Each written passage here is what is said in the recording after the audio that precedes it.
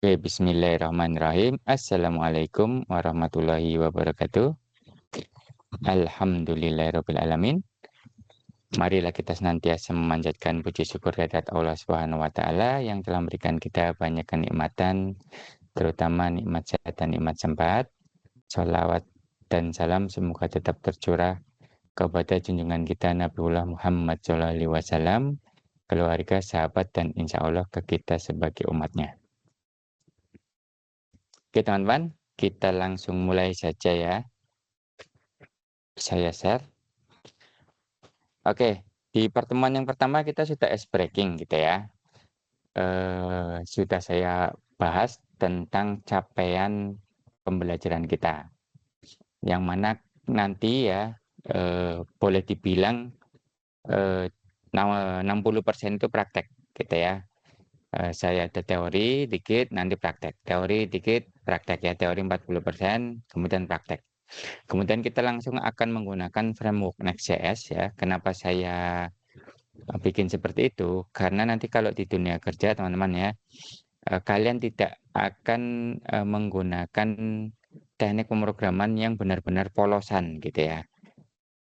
Maksudnya polosan itu menggunakan kalau kalau Next.js kan basicnya adalah JavaScript ya. Jadi menggunakan JavaScript dari awal. Kalian yang membuat library-nya semua. Jadi pustakanya semua yang kalian buat sendiri gitu ya. Itu tidak seperti itu. Jadi langsung menggunakan framework. Kenapa saya pilih seperti itu? Biar kalian nanti bisa familiar dengan langsung ke peralatan-peralatan produksi gitu ya. Nanti perkara misalnya Pak, kami kan belum paham dasarnya misalnya. Itu nanti kalau pengalaman saya ya, ketika kalian sudah tahu framework, kemudian ingin mengejar ke dasar, silakan kalian cari referensi. Itu banyak ya. Kenapa nanti misalnya di Next.js kok codingannya seperti ini? Nah, nanti misalnya ini teknik ini kita belum tahu apa maksudnya bahasa programnya belum tahu, nanti kalian bisa kejar ke bagian yang lebih detailnya. Oke? Karena percuma ya kalau kita bahas dari dasar banget, maksudnya dari apa namanya? Langsung ke istilahnya orang nyebutnya itu vanilla gitu ya. Vanilla itu belum diapa-apain ya. Karena nanti di dunia kerja cara kerjanya nggak seperti itu. Oke ya, nanti kita akan buat sebuah project teman-teman ya, yang akan saya contohkan. Ya seperti kemarin saya sudah kasih tahu kalian, nanti kalian juga akan membuat project sendiri, yang mana akan kita lain ya, kita sejajarkan itu dengan mata kuliah yang lain, yaitu analisis dan desain sistem. Jadi ketika di analisis dan sistem kalian mengajukan sebuah proyek, nah, nanti akan coba kita buat codingannya ya, biar nanti nyambung ya.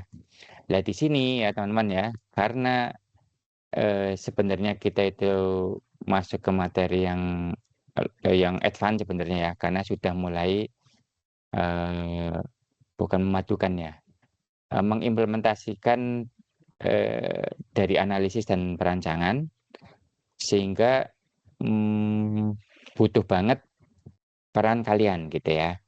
Nanti kalau kalian nggak paham silakan tanya ya. Nanti kalau apa nanti saya bantu ya. Minimal nanti saya kasih hint-hintnya gitu ya. Ya walaupun tidak semuanya saya apa masukkan ke dalam materi ya perkuliahan ya karena nanti akan sangat luas. Nanti paling saya kasih hint. Silakan kalian lihat video ini. Silakan kalian lihat misalnya link ini gitu ya. Eh, untuk bisa mensupport progres dari project yang akan kita buat. Ya teman-teman ya. Terus kemarin saya juga sudah memberikan apa namanya perangkat lunak yang harus kalian pasang gitu ya. Itu silakan yang ada tulisan download-downloadnya harus kalian pasang semua ya. Kemudian sudah saya tunjukkan untuk memastikan semuanya jalan ya. Terus gini teman-teman ya. Ini nanti mungkin modelnya seperti ini. Saya adakan 1, 2 kali atau 3 kali pertemuan ya saya jelaskan. Nanti di pertemuan yang misalnya nih, ini pertemuan kedua ya. Kedua dan ketiga saya online kan. Nanti pertemuan ketiga ya, pertemuan keempat ya, nanti akan saya offline kan untuk melihat progres kalian, gitu ya. Jadi silakan nanti kalian bikin 2 project. Yang satunya itu ngikutin ketika di analisis dan desain sistem kalian mengajukan apa. Jadi nanti berkembang ya, berprogres. Kalian harus istilahnya apa ya? Fokus ke project yang akan kalian buat, gitu ya. Nanti akan menemukan banyak hal yang saya yakin akan mensupport ya, akan mendukung pengetahuan kalian di bidang ini. Begitu ya, teman-teman ya. Jadi nanti misalnya pas pertemuan keempat ya, kita adakan offline, saya akan lihat pekerjaan kalian. Kalian harus mengikuti apa yang saya tunjukkan di sini, gitu ya. Benar-benar diikuti, nanti akan saya cek kalian benar-benar melakukan apa tidak, gitu ya. Sekaligus kalian nanti melakukan ya pencatatan atau ya, kalau saya modelnya begini teman-teman ya. Ketika saya belajar Next.js, ini baru juga bagi saya ya. Bagi saya baru, itu saya lihat dari beberapa resource ya, kebanyakan malah dari YouTube gitu ya. Karena memang ini tools ya, kalau tools itu selalu berubah. Dulu ketika zaman saya kuliah, itu menggunakannya Delphi atau Pascal ya, gitu. Kemudian perkembangan ketika saya udah lulus, muncul PHP gitu ya, yang mungkin sampai sekarang masih bertahan ya. PHP ya, karena PHP sudah terlalu istilahnya apa ya, gemuk, kemudian dia tidak catch up dengan kondisi sekarang, muncullah JavaScript gitu ya. Yang dilala sampai detik ini itu JavaScript menempati urutan kedua kalau nggak salah ya, kedua atau ketiga itu setelah Python, karena memang Python itu sekarang lagi populer ya. Dulu JavaScript pernah ke satu gitu ya, ya memang rubah-rubah. Sekarang Python populer karena sekarang banyak codingan untuk machine learning dan data science gitu ya, yang memang menggunakan Python itu dieksekusinya lebih mudah ya. Ya karena ya lagi-lagi Python itu memberikan satu library sama seperti JS gitu ya. Dulu PHP juga memberikan satu library yang memang mensupport. Jadi memang kalau kita kerja di dunia IT ya harus siap-siap merubah tools gitu ya. Sekarang insya Allah JS masih bisa bertahan sampai beberapa tahun ke depan sebelum mungkin ada yang menggantikan lagi. Saya nggak tahu ya. Cuma rupanya cukup bertahan ya, sama seperti PHP ketika tahun 2000, sekarang pun masih bisa bertahan ya, sekitar 25 tahun. Masih banyak proyek-proyek besar yang menggunakan PHP. Gitu. Cuma sudah susah di-maintain ya, karena ketika kita menggunakan PHP, kita juga harus belajar JS untuk interactivity di dalam front end-nya. Nah, sekarang kita langsung full ke JS saja. Oke ya, silakan ini kalian pastikan jalan gitu ya. Cara memastikan apakah Node.js-nya udah jalan, silakan lihat di video sebelumnya ya, atau mungkin saya tunjukkan aja ya. Saya tunjukkan, kalian buka terminal teman-teman ya. Ya terminal ya, kalian buka aja. Nanti di situ misalnya untuk ngecek Node.js sudah jalan atau belum, silakan ketik Node, saya gedein lagi ya. Min V kayak gini. Nah, kalau udah jalan akan muncul seperti ini. Kalau enggak nanti akan muncul yang error gitu ya.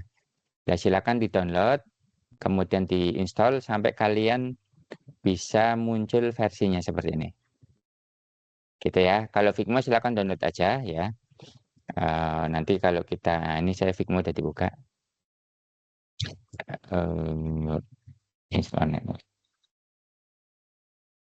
Mana ini?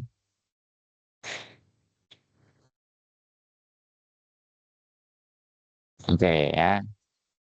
Ini Figma ya. Nanti ini coba saya akan, saya jadi ingat. Jadi ingat ya.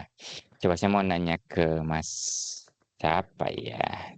Mas Zulhan deh, Mas Zulhan. Mas Zul, open mic.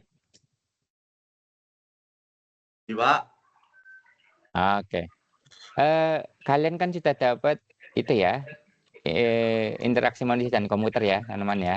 sudah Pak. Betul? Saya dengar kan kemarin kalian menggunakan Figma juga, betul? Betul apa enggak, Mas Ilhan? Jangan di mood dulu, lagi diajak ngobrol kok. Oh iya Pak, iya Pak, maaf, maaf Pak. Gimana? Udah oke? Maksudnya udah dapat interaksi manusia dan komputer kan? Katanya menggunakan Figma ya? Iya Pak. Oke. Ada tugasnya nggak? Tugas akhirnya seperti apa? Kayaknya kayak disuruh bikin desain sih Pak, kalau nggak salah Pak. Desain apa? Website kan? Iya, cuman desainnya Atau aja isi Pak. apanya? Cuman bikin desainnya aja. Iya tahu. Desain seperti yang di layar saya kan? Desain Iya seperti Pak. ini kan? Ya Iya misalnya Pak. desain seperti ini kan? Iya kan? Iya toh? Iya Pak. Ya, lihat seperti ini kan? Ah, Desain-desain seperti ini. Nah, iya Pak. silakan nanti kalian. Saya pengen tahu ya, pengen tahu. Nanti saya bikinkan link ya. Nah, ini saya bikin jurnal jurnal kuliahnya ya. Benar. Saya stop sharing dulu. Saya cari. Ya, nanti gini, saya bikinkan link di tim. Silakan kalian coba kumpulkan pekerjaan kalian ketika tugas akhirnya lah ya, mendapat pelajaran IMK ya, interaksi manusia dan komunitas. Saya pengen tahu kalian itu bikin apa. Ya, pakainya Figma kan ya Mas ya? Iya Pak. Oke, bentar. Saya tadi mau apa ya? Oh, mau bikin ini. Jurnal perkuliahan. Oke. New folder kuliah 2025 tuh. Oke, teman-teman nih tolong diperhatikan ya. Ini kita itu benar-benar praktek langsung ya. Nanti saya yakin kalian akan kagok setengah mati ya.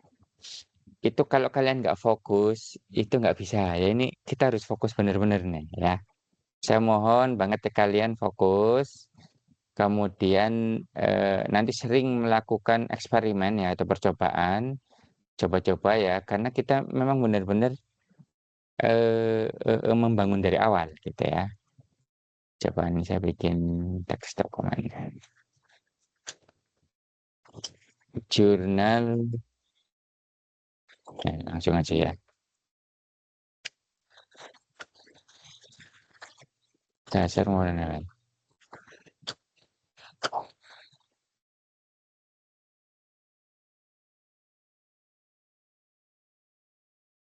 Oke, saya kemas sama. Oke, saya share lagi nih. Oke ya, nanti assignment pertama nih, tugas pertamanya. Saya ingin tahu aja. Ini tanggal berapa? 30 ya.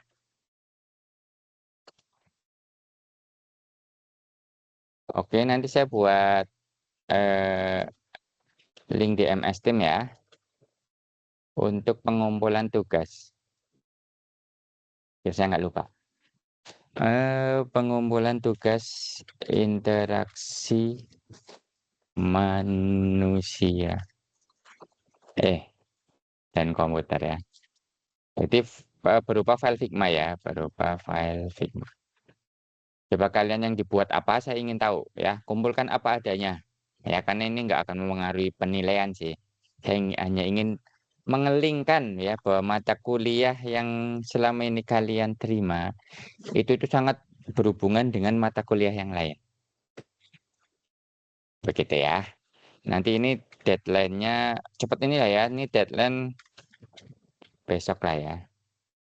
2 hari lagi lah ya. Ini tanggal 30, 2 hari laginya tanggal berapa?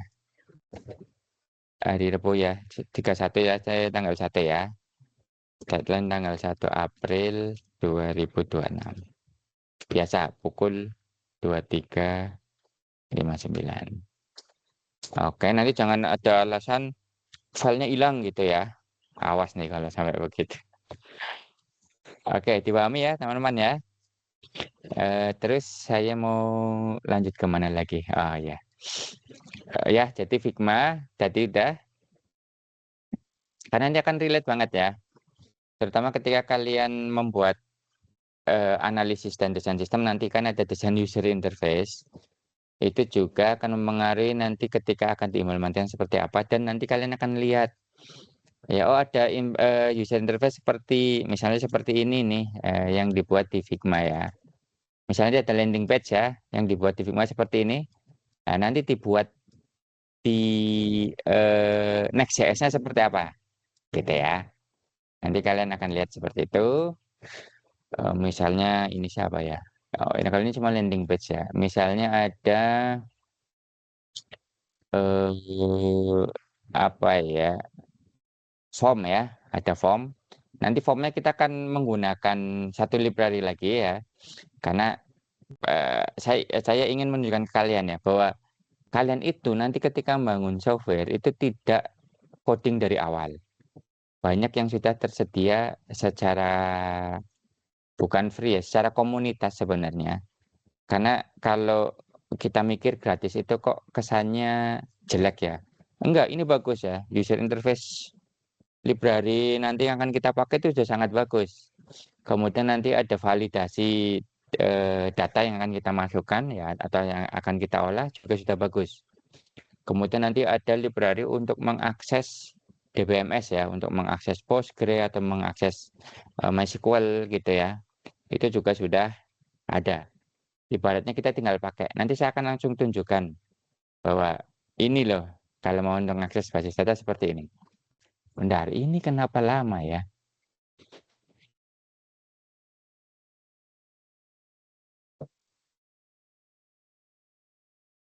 Nah, nanti kita akan menggunakan library user interface-nya ya, atau desain sistem menggunakan setcn ya. Oke, jadi ini benar-benar saya tunjukkan cara membuat aplikasi ya, atau project dengan cepat ya. Cuma ya nanti learning curve-nya agak tinggi dikit ya, makanya saya ingin kalian fokus. Oke, sembari nunggu ini keluar-keluar, saya nggak tahu keluar-keluar kenapa, apa internet saya. Oke, ya. Jadi ini Figma sudah, kemudian Git ya teman-teman ya. Ini sudah kalian download aja, saya tidak akan nunjukin cara installnya.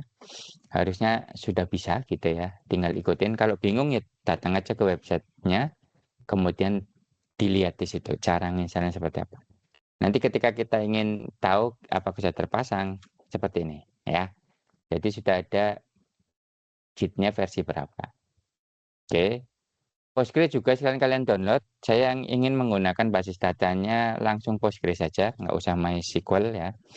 Karena MySQL terlalu apa namanya ya?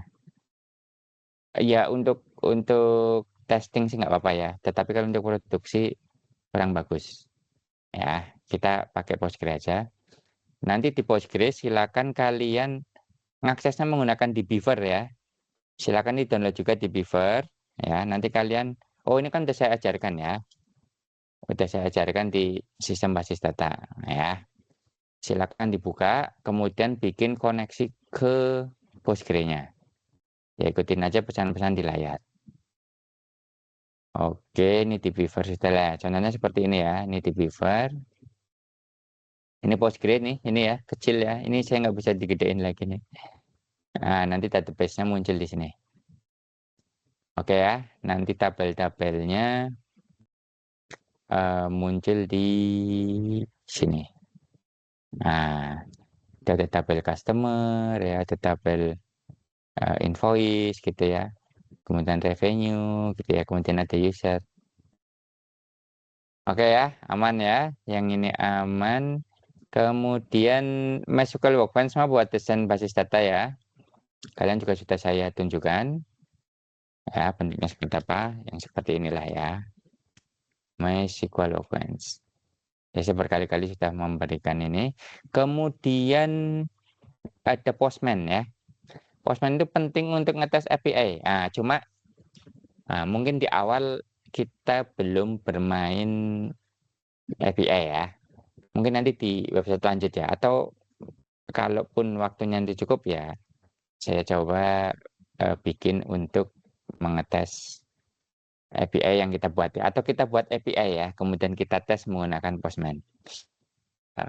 Oke. Oke, ya misalnya seperti itu ya. Nah, ini MySQL Workbench ya. Kalian sudah, tentunya familiar dengan ini. Oke. Terus Visual Studio Code ya, kemudian Postman ya. Visual Studio Code seperti yang sering kalian lihat ya. Bentuknya seperti ini. Mana sih? Seperti ini ya. Aman ya. Kemudian satu lagi Postman ya. Postman bentuknya seperti ini. Nanti kalian download. Semuanya community edition ya. Jadi gratisan semua, tapi memang di-provide gratis secara. Oh benar, ini kenapa selalu ditanya ini ya? Oh, ada update. Ya, saya sekalian update deh. Ya, nanti ada Postman. Oke. Karena kita hidup sekarang di dunia API ya, RESTful API ya. Jadi codingan sekarang tuh ya, skala enterprise itu database, bukan database ya, data itu bisa diletakkan di mana saja di seluruh dunia. Sehingga ketika kita ingin mengambil datanya tinggal hit API saja.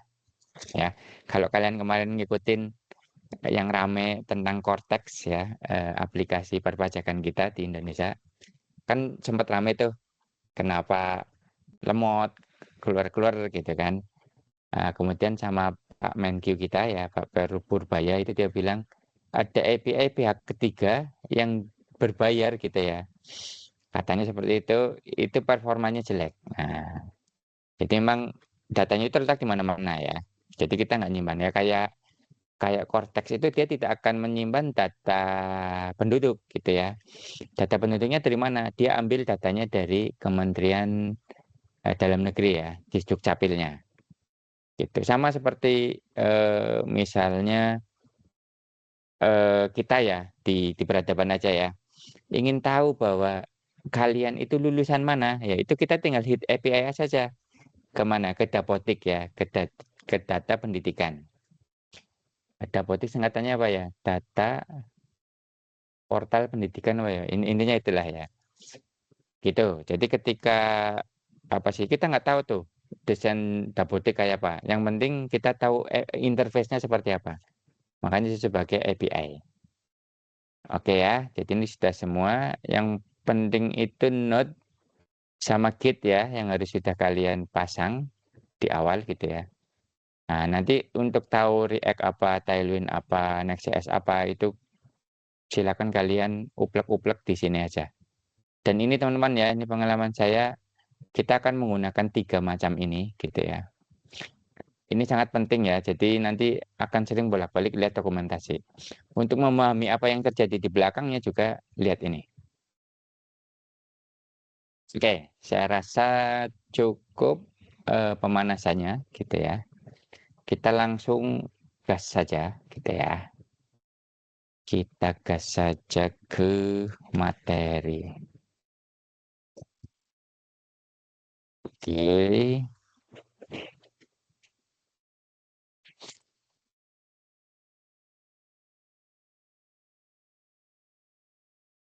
Oke, seperti itu ya teman-teman ya. Ada pertanyaan tidak?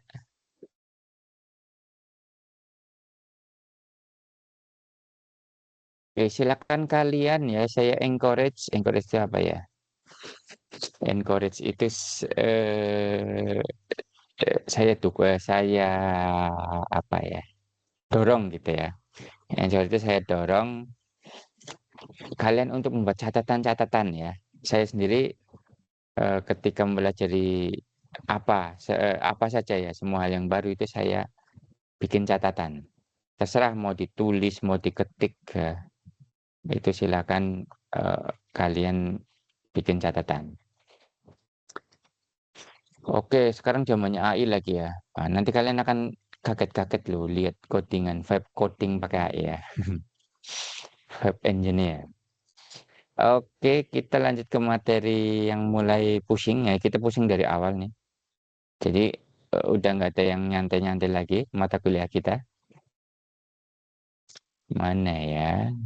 Oke, setup project Next.js. Oke. Oke, teman-teman, kita langsung eh, materi coding gitu ya. Oke, kita langsung setup proyek Next.js ya. Pastikan tadi yang sudah saya tunjukkan aplikasi yang akan kita gunakan sudah terpasang semua, gitu ya. Oke, kita akan gambaran proyeknya juga ya. Akan kita lihat gambaran proyeknya. Tuh, aneh.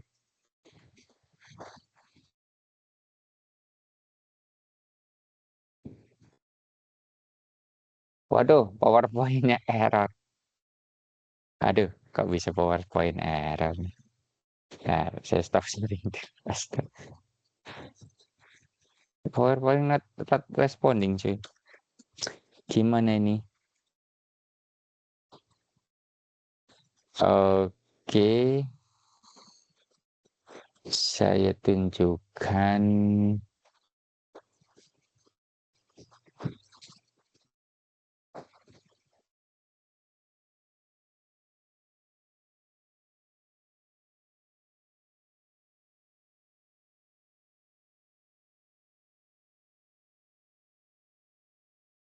Aduh, ketutup semua cuy.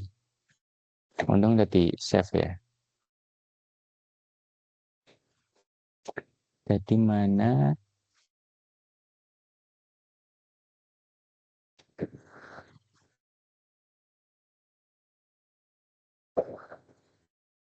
Oke, oke.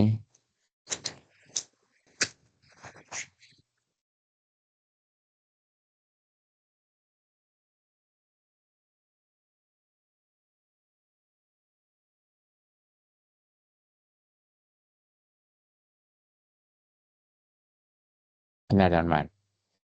Saya terlalu banyak membuka. Saya tutup dulu dikit.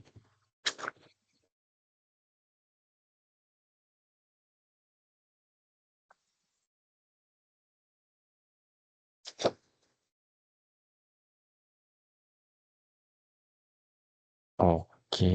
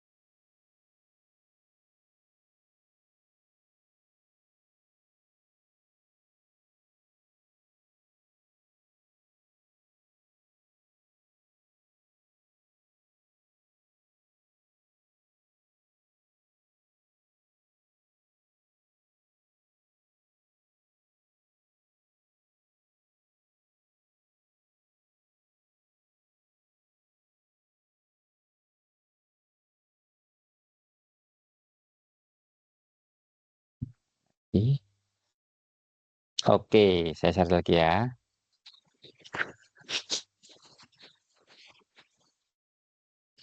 Oke, teman-teman, kita akan men-setup project Next.js ya dari scratch ya, dari awal.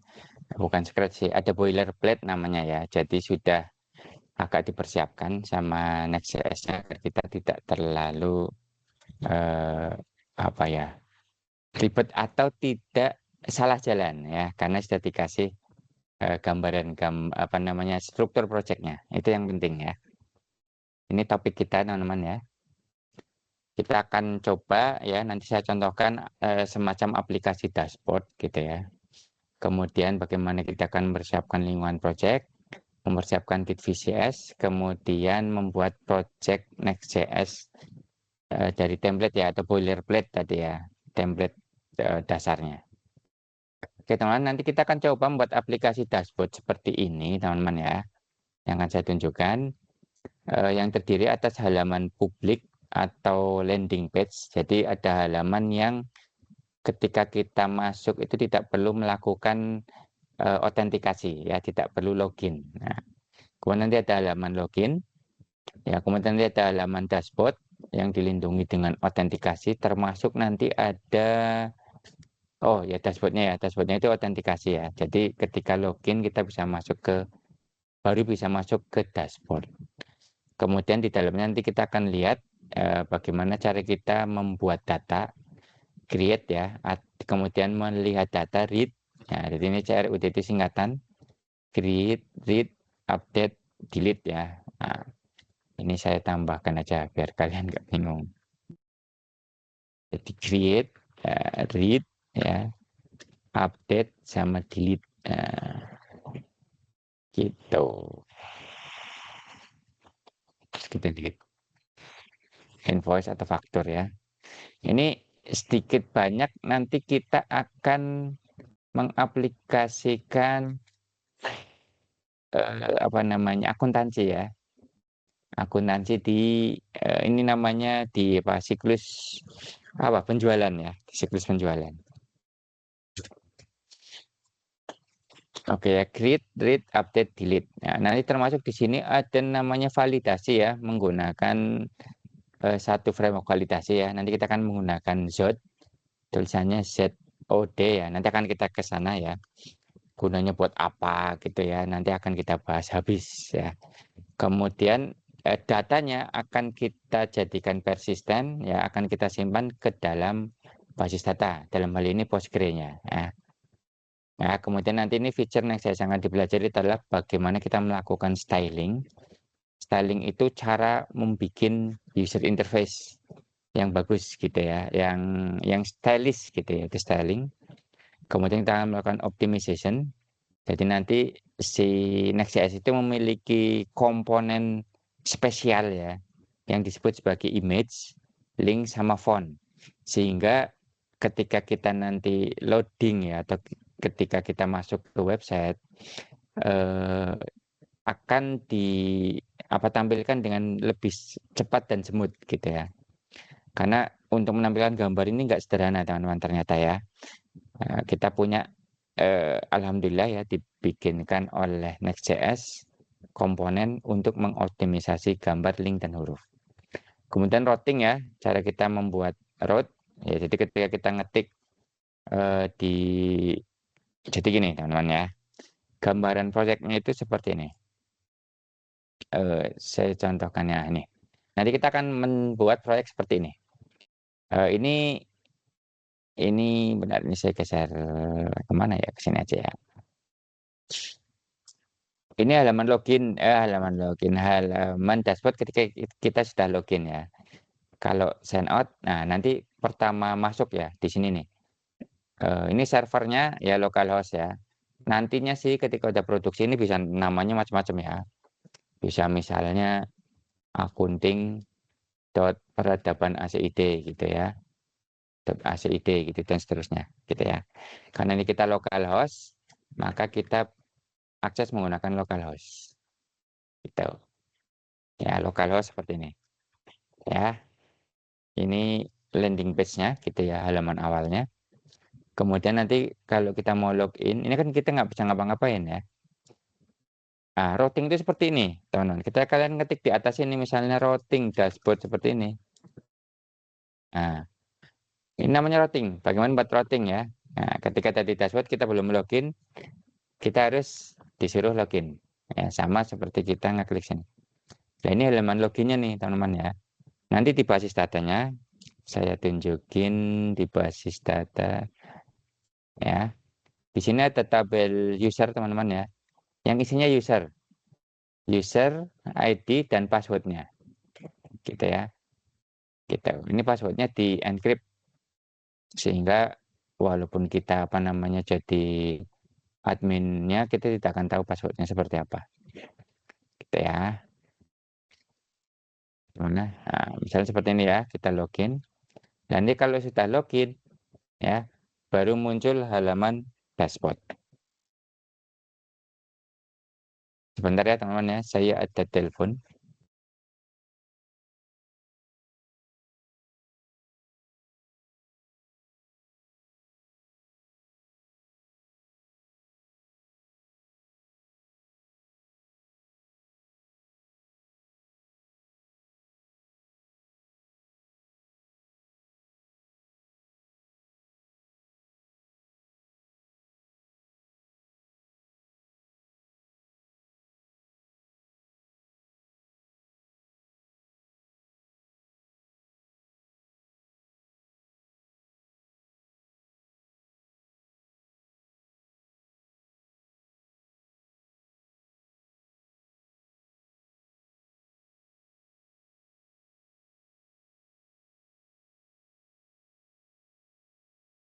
Oke, lanjut ya teman-teman ya. Nanti ada halaman dashboard yang akan menampilkan informasi tentang invoice kita gitu ya. Nanti akan seperti ini teman-teman ya.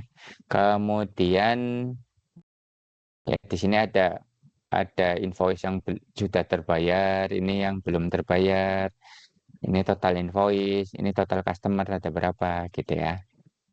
Kemudian kita akan menampilkan grafik ya, pendapatan kita gitu ya tiap bulan seperti apa. Kemudian ini invoice terakhir ya yang dibayarkan oleh konsumen kita. Kemudian kalau kita lihat di sini ada menu gitu ya, sidebar namanya ya, menu sidebar. Kalau kita klik di sini ya akan muncul isi dari invoice-nya. Di sini nanti sudah ada paginasi ya. Nah, nanti kita belajar bagaimana membuat paginasi.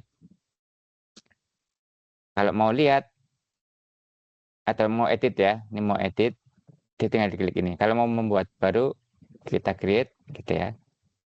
Customer ngambil dari database customer gitu. Jadi ini isinya harus sudah dimasukin dulu ya data customernya. Kemudian ini jumlah invoice-nya gitu ya. Kemudian apakah sudah dibayar apa masih pending gitu ya, itu harus kita klik. Nah, yang disebut sebagai validasi itu ketika kita belum ngisi seperti ini misalnya teman-teman ya. Kemudian kita create invoice, itu ada tulisan di sini nih. Ada semacam warning. Nah, ini namanya validasi. Nah, kalau nggak ada divalidasi, nanti datanya akan berantakan ya. Basis datanya akan error gitu ya. Sehingga nanti si Postgre-nya akan apa namanya menolak gitu ya. Itu. Oke, invoice. Kalau kita mau lihat gitu ya, isi invoice-nya apa. Kemudian kalau mau edit ya, misalnya ternyata ini masih pending gitu ya. Kita edit jadi masih pending gitu ya. Kemudian kalau mau menghapus yang ini. Wah, ini ada yang error nih. Saya masih error. Implementasinya masih error. Delete invoice. Oke. Ya, seperti itu gambarannya teman-teman ya, aplikasi yang akan kita buat. Jadi nanti sudah meliputi yang ada di sini. Jadi routing udah ya, data fetching itu tadi ya, mengambil data dari basis data, gitu kan. Kemudian searching, ya searching itu tadi belum saya tunjukin ya. Misalnya di invoice ya, kita mau nyari si available itu berapa gitu ya invoice-nya, tinggal ketika aja sini. Oh ternyata ada 2 invoice gitu ya. Atau ada invoice yang mau pending semua, yang masih pending semua, ada berapa gitu ya. Atau yang sudah terbayar. Nah ini namanya searching ya. Kemudian paginasi itu ini. Jadi semua misalnya datanya ada banyak, kita tampilkan cuma berapa data aja dalam satu interface.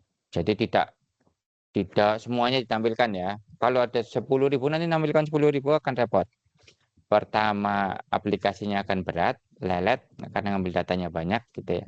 Kedua, secara tampilan juga nggak enak gitu ya. Kemudian mutating data ya, tadi membuat data ya CRUD gitu kan. Kita akan membuat server action gitu ya. Kemudian bagaimana mengupdate case ya atau tembolok ya. Ini saya baru tahu nih cace itu ternyata bahasa Indonesianya tembolok. Karena memang dia adalah tempat penyimpanan sementara ya. Persis kayak tembolok di ayam itu kan. itu setelah dimakan kan nggak langsung ke usus kan, berarti disimpan sementara sebelum masuk ke usus. Kemudian kita akan menangani error ya, kayak tadi ya, misalnya error itu tidak tiba-tiba aplikasinya crash, ngeluarin kode-kode nggak jelas, tetapi ada tulisan seperti ini. Nah, gitu ya. Itu adalah error handling. Form validasi tadi sudah saya tunjukkan, gitu ya. Jadi ketika nanti nah, kita membuat invoice ya belum diisi namanya validasinya belum beres gitu ya. Kemudian autentikasi ya ketika tadi login saya sudah tunjukkan. Kemudian metadata. Metadata itu untuk mempersiapkan aplikasi agar secara sosial media itu rankingnya bagus ya atau istilahnya itu SEO-nya bagus gitu ya. SEO itu singkatan apa ya? SEO saya lupa.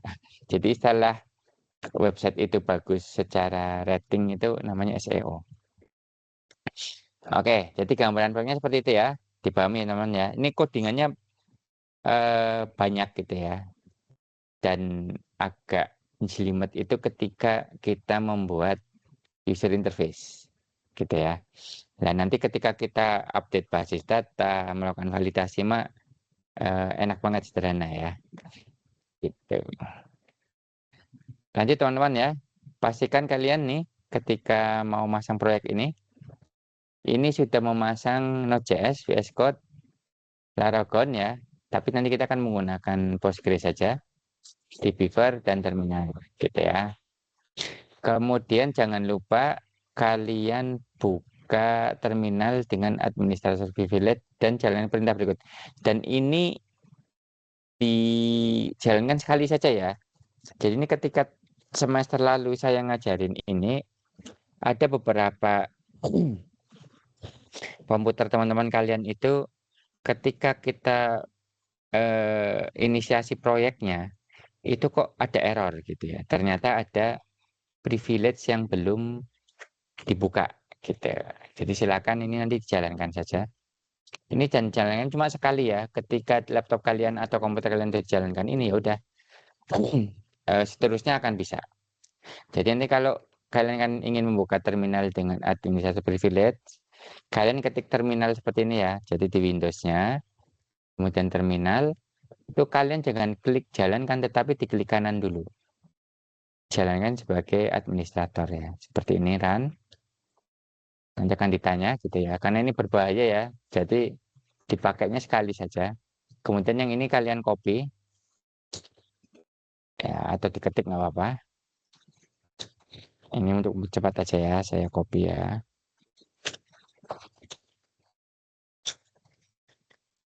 Jalankan sini. Kalau udah dijalankan mau jalankan lagi juga nggak apa-apa. Ini saya jalankan lagi juga nggak apa-apa bisa. Ya, karena dia akan merubah beberapa registry untuk membuka privilege.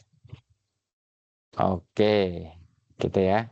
Kalau sudah misalkan ya kita buat folder untuk menempatkan proyek website ini. Kalau saya ini langsung saya praktekkan saja ya. Silakan ini kalian apa namanya itu sendiri gitu ya. Bikin di folder tersendiri ya. Saya ingin menempatkannya di sini bahan kuliah codingan biar anu ya teratur gitu ya. Ini ya, website seperti ini ya. Oke. Oke, silakan kalian bikin apa namanya? Di sini ya contohnya ya. Saya udah buat nih. Ini nanti saya bentar. Kok udah ada ya? Ini saya hapus aja teman-teman ya, biar kita mulai dari awal. Apa?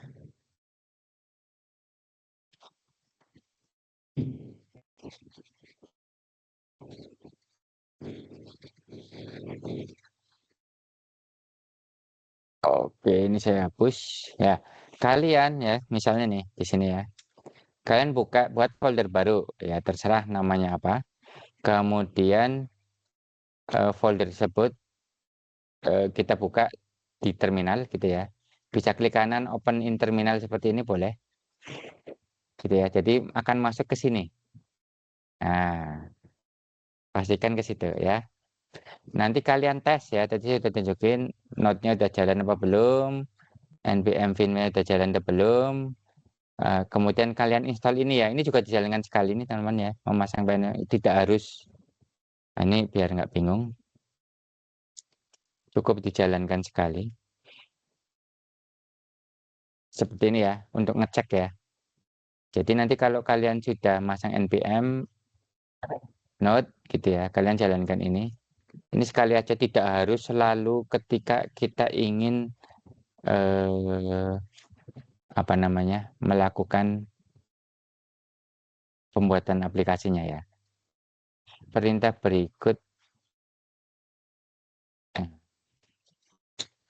untuk memastikan Node.js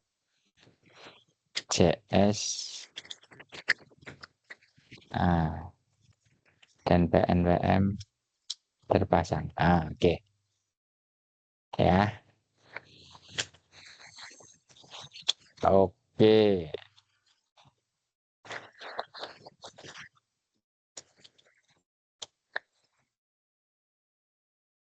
Oke ya.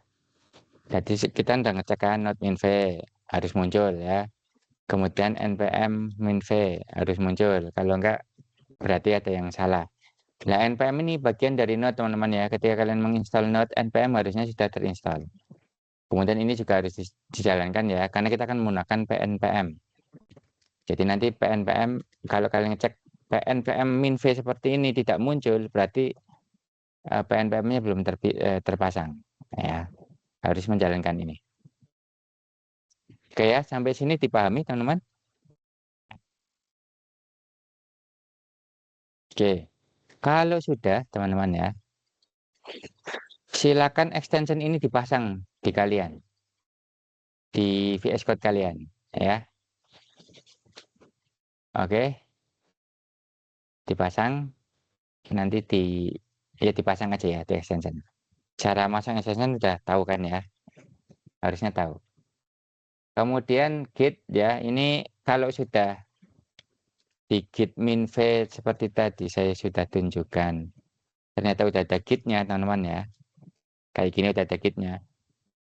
Silakan kalian jalankan ini, dua ini. Ya, ini yang email diganti email kalian yang kalian daftarkan di akun GitHub ini, ya. Jadi kalian harus wajib nih membuat akun di GitHub. Dan saya sarankan nih akun kalian satu aja. Nanti kalian bisa gunakan untuk menunjukkan ke perusahaan yang kalian akan bekerja. Ini loh repositori saya ketika saya melakukan coding. Itu masukkan semua ke GitHub, ya. Ini emailnya diganti gitu ya. Gitu. Tetap pakai petik 2 ya. Gitu. Kemudian ini nama Anda ya. Oke itu. Email harus sama dengan yang digunakan untuk login ke GitHub. Oke, aman ya.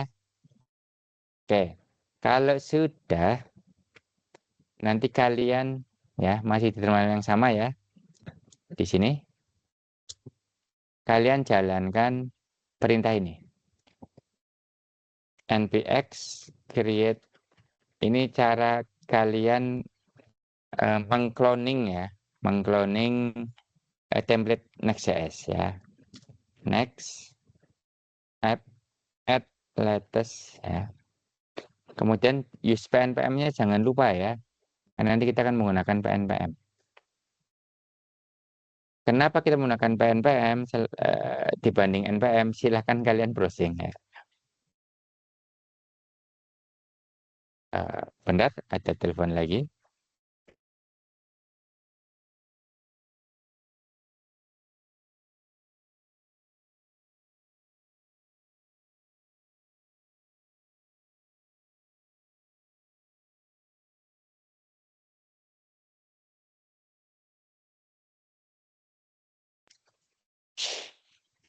Oke ya, kalau udah kalian enter Kemudian kalian akan ditanya apakah akan membuat, ya, jawab aja yes, gitu ya. Kemudian nama projectnya apa? Nah, ya, silakan kalian isikan, gitu ya. Dalam hal ini kita namain projectnya adalah Next Dashboard. Ini boleh apa aja ya, kalau kalian bikin project nanti, project pribadinya tentang misalnya tiket online, ya bikin aja tiket online, atau terserah namanya apa. Dan kalau mau bikin nama project teman-teman ya, itu harus pakai huruf kecil semua, kemudian nggak boleh pakai spasi. Kalau mau ada spasi seperti ini, mending pakai apa namanya, strip aja, gitu ya. Oke, ini udah, kalian enter. Kemudian apakah akan menggunakan TypeScript seperti ini? Jawab aja yes. Enter lagi, gitu ya. Kemudian linternya apa? Gunakan ESLint ya.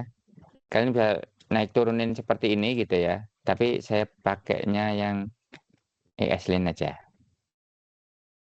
Kemudian akan menggunakan React komponen. Sekarang jawab no saja gitu ya. Karena React compiler belum disupport secara penuh oleh Next.js. Tapi nantinya juga akan disupport sih. Ini karena takut nanti ada apa-apa ya, belum stabil segala macam. Ini jawab aja no dulu. Kemudian apakah menggunakan Tailwind CSS? Jawab yes ya. Kemudian apakah kodenya akan ditaruh dalam src? Jawab no. Apakah menggunakan app router? Yes ya, karena Next.js yang terbaru sekarang sudah menggunakan app router. Dulu namanya patch router ya. Walaupun masih didukung untuk alasan kompatibilitas, tapi nanti lama-lama akan ditinggalkan.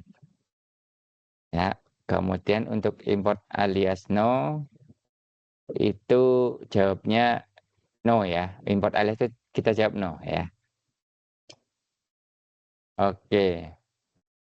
Aduh, ini ada coding ya. Ini baru nih. Would you like to include agent to get coding to up to date Node.js code? Nah, ini jawab yes aja deh. Ya, ternyata dia sudah menggunakan AI. Nanti kita akan lihat efek bantuan dari AI-nya seperti apa. Jadi agent MD ini teman-teman ya, ini adalah semacam, saya lupa namanya. Intinya rules gitu ya, rules yang ditentukan oleh si Vercel ya, si pembuat Next-nya ini, agar codingan yang kita buat itu sesuai dengan apa sih namanya, kaidah ya, sehingga hasilnya akan optimal. Untuk sekarang jawab aja yes ya. Jadi ini ada include agent yes ya. Nanti akan menginstal ya, tergantung kecepatan internet kalian. Karena di sini akan download ya. Include agent, jadi ini ada tambahan di sini. Satu lagi nih. Import alias.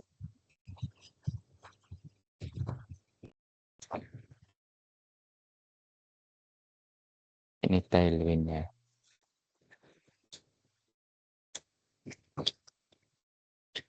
Nah, ini kalau kalian menggunakan teknologi terbaru seperti ini teman-teman ya. Seringnya ada yang baru. Tapi nggak apa-apa, menarik ya. Cuma kadang bikin puyeng aja.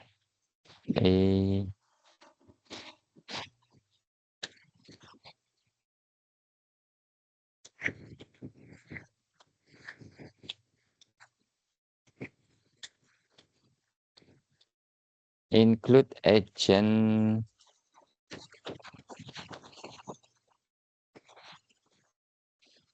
Jadi gini ya. Jawab yes. Ini sering banget saya update nih teman-teman ya, gara-gara ada yang baru. Update dan hilang. Mungkin ini nanti React compiler-nya ini tidak akan ditanya nih, setelah nanti Next.js-nya menggunakan React compiler secara penuh. Saya yakin dia akan dihilangkan. Karena React compiler ini teman-teman ya, ini membuat apa sih, rendering UI-nya jadi cepet banget gitu ya. Ini baru sih di React. Kalau di React-nya sudah oke gitu ya. Bentar. Oh, ini masih yang lama ya. Oke. Ya, berarti mana ya? Ini ya. Udah ya. Udah. Nanti kalau kalian lihat di sini LS gitu ya. Di sini ada folder project yang sudah kita buat. Next dashboard ini. Kita masuk aja CT next dashboard seperti ini ya. Oke. Terus kita lihat lagi isinya. Nah, ini yang sudah di-download ya atau template yang sudah dipasang. Oke. Kemudian sebelum ke situ teman-teman ya. Ini tambahkannya.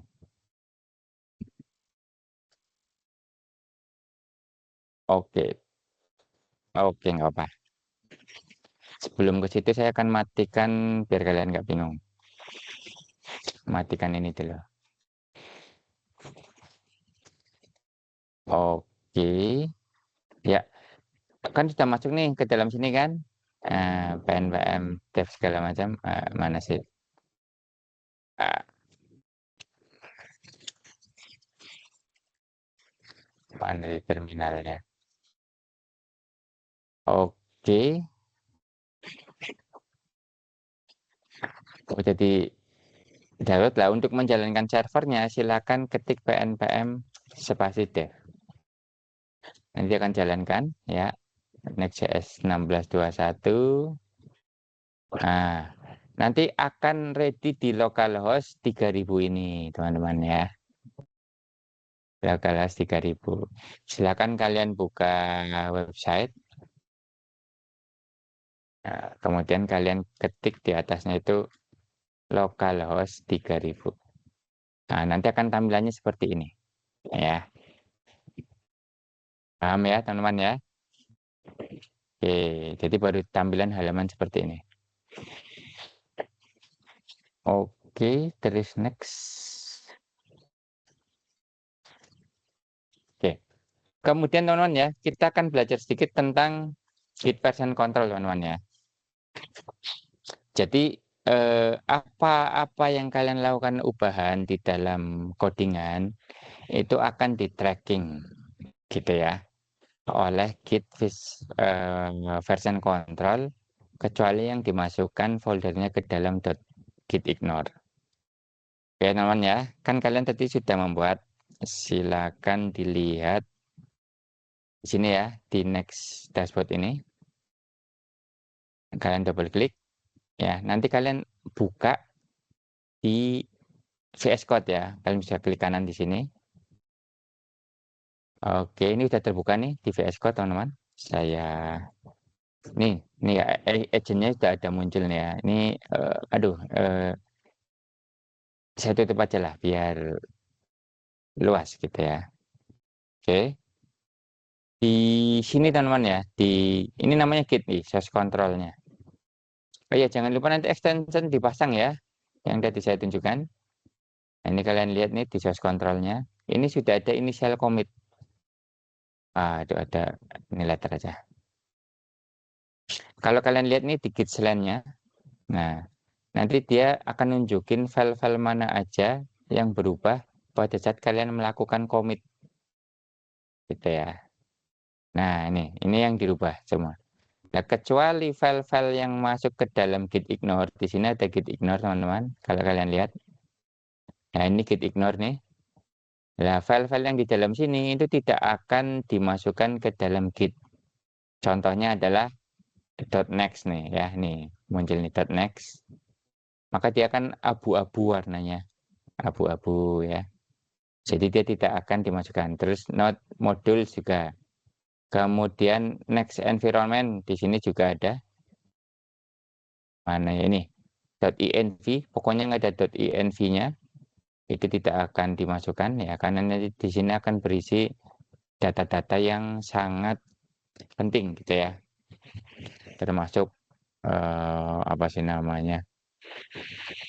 Ya ini mah next environment ya. Environment belum ada ya. Nanti kita akan membuat .env juga ya. Kemudian kembali lagi ya ke Git version control. Lah, kalau kalian melakukan perubahan ya, misalnya ada ubahan gitu kan, itu nanti akan ditandain di sininya, gitu ya. Atau di atas sini juga. Kalau A itu berarti untrack ya. Untrack itu belum belum pernah dimasukkan ke dalam Git. Kalau modified itu ada ubahan gitu ya. Kemudian kalau A itu dia yang ada dinya untrack akan dimasukkan. Ini sudah. Jadi dia baru. Kalau M ini dia diubah. Jadi ketika kita masuk ke commitment yang ini diubah. Gitu ya. Oke.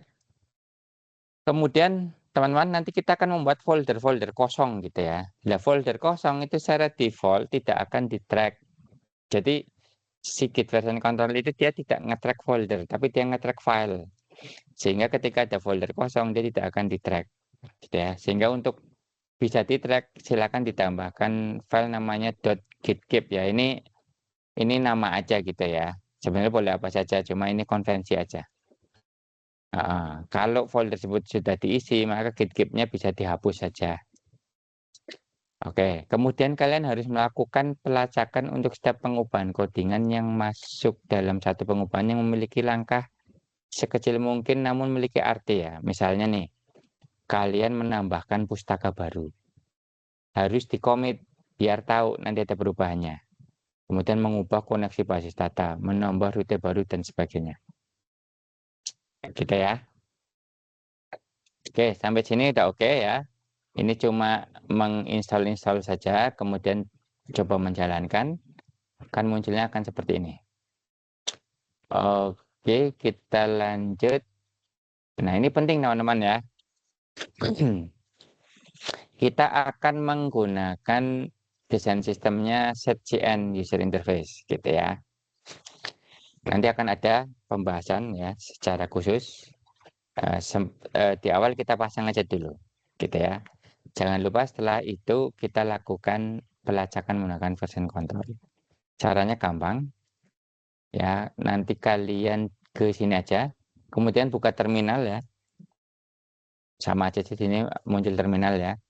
Nanti kalian pasang di sini pnpm dlx ya set gn at latest spasi init ya.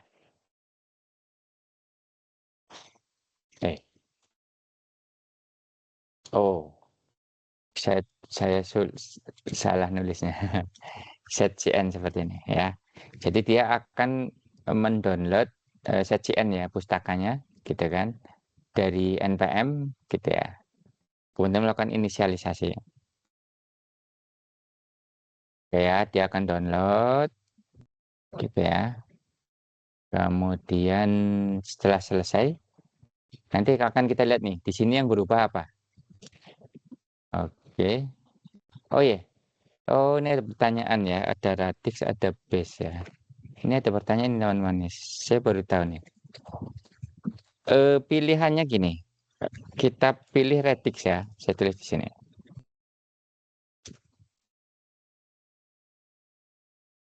Hmm, komponen library ya. Gunakan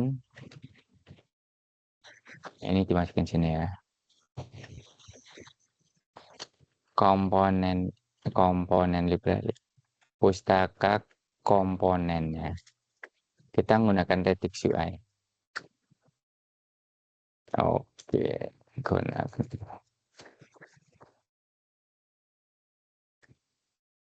Nah, ini kayaknya saya baru nggak nih. Pilih yang Radix ya. Kemudian ininya presetnya ya. Ini adalah ini apa ya? Saya baru tahu nih. Ini baru ini mesti nih. Ada yang baru. Ini kayaknya sih warna lah ya. Oh,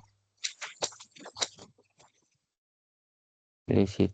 Oh, ini pakai ikon apa dan font apa gitu ya. Kita pakai font yang inter aja. Ya, kita pilih yang Vega ya. Ikonnya pakai Lucide. Enak yang mana ya? Base apa inter? Pakai inter aja deh ya. Jadi kita pilih Vega aja. Eh, apa tadi ya? Komponen library Radix. Gini aja deh.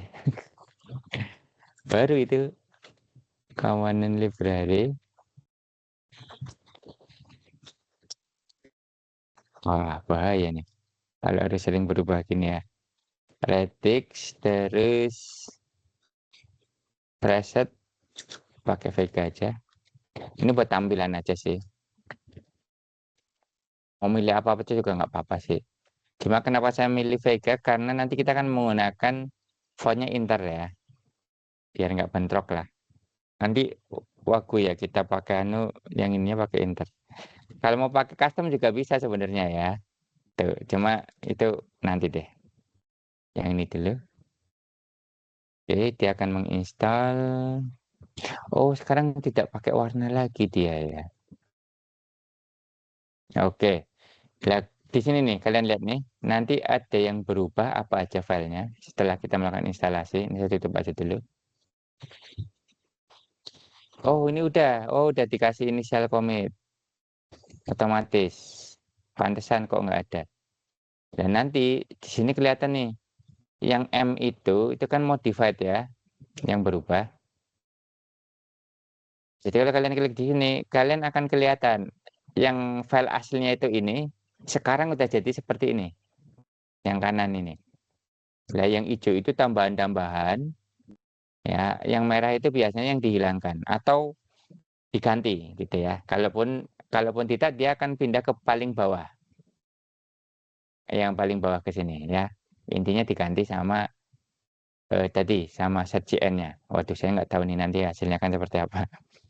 Ini globalnya ya teman-teman ya. Kita mau udah otomatis udah dipasangkan ini. Kemudian layout. eh oh, oh, case mono. Oh, tadinya pakai case ya. Eh, tadinya casean, sekarang ditambahkan inter ya. Oke, nggak apa-apa sih. Kita pakai inter. Nanti kan kita pakai inter. Kemudian button. Nah, ini udah dibikinkan komponen button. Kalau E itu add ya, berarti ketambahan file baru. Kalau ini file lama yang diubah-ubah, modified. Makanya di sininya kosong ya, karena dianya file baru yang baru di tracking. Kemudian komponen.json ya ini juga baru. Ini adalah konfigurasi untuk si apa namanya CCN-nya ya. Silakan nanti ini juga bisa diubah-ubah. Cuma untuk saat ini ini Radix Vega ya dibiarkan dulu. Ya, kemudian package-nya akan kelihatan di sini. Ya, tadinya kan kita menginstal Next doang ya. Next, kemudian karena dia di atas framework React, maka dia akan terinstall juga React sama React DOM di sini. Itu ya, teman-teman ya. Kemudian ketambahan yang hijau-hijau ini ketambahan. Kalau Next kan sama ya. Ini React DOM juga sama nih sebenarnya. Cuma karena barisnya berubah, ya maka dia akan diganti. Seolah-olah diganti gitu ya. Akan ketambahan ini. Nah, nanti ini akan saya bahas ya, saya LSX itu buat apa gitu ya. Ini Lucid React itu kayaknya itunya, ikonnya ya. Oh iya itu, ada tulisannya ya. Jadi icon library-nya kita pakai Lucid. Kemudian ini apa nih? Nah, CLS kan sering kita pakai gitu ya. Ini utility kecil gitu ya, tetapi sangat berguna dalam membuat kelas name. Kemudian tadi kita pakai Radix ya, karena CCN-nya kita pilih yang berdasarkan eh, Radix itu primitif. Ini sebenarnya ada websitenya juga ya. Silakan kalau mau bongkar-bongkar eh, datang ke websitenya aja. Ini CCN-nya, ini Taiwan Match. Ada itu yang berubah lagi. Ini kalau JSON, paket JSON berubah, ini pasti akan berubah. Biarkan saja. Terus ketambahan util library ya. Nah, ini menggunakan CLSX fungsi CN. Ini fungsi CN kan udah dipakai di sini nih. Di layout ya. Nah, fungsi CN itu tadinya gini teman-teman ya. kita menambahkan class name ya, full anti alias ya ke dalam ya class name ini gitu ya. Sehingga nanti ketika dijalankan kelasnya akan jadi seperti ini. Kalau kalian lihat ya, ini penasaran ya. Jadi kan ketika dijalankan nih, mana sih ini dashboard ini ya. Oh, ini error nih. Error di sini cuy. Ya, jadi error ya.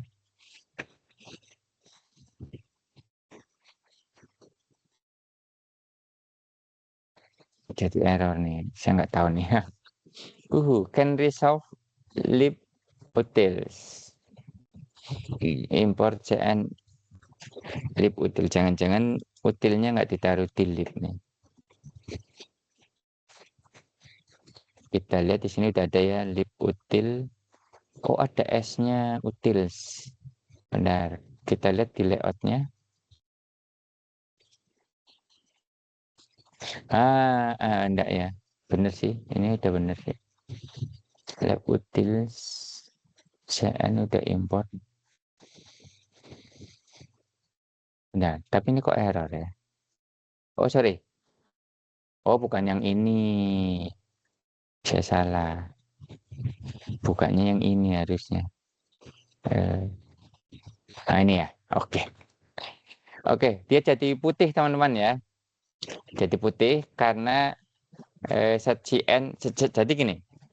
Eh, set CN itu dia memiliki mode ya. Memiliki mode. Apakah mau dark atau mau apa namanya? Mau light gitu ya. Nah, dia otomatis sudah kita dibuatkan sama dia. Nah, nanti kita uh, oprek tentang tema itu ya, tema dark mode sama light mode. Jadi untuk awal diikutin aja dulu. Oke ya teman-teman ya. Jadi mana sini? Oh ya aman sih, kirain error. Oke ini ternyata sudah di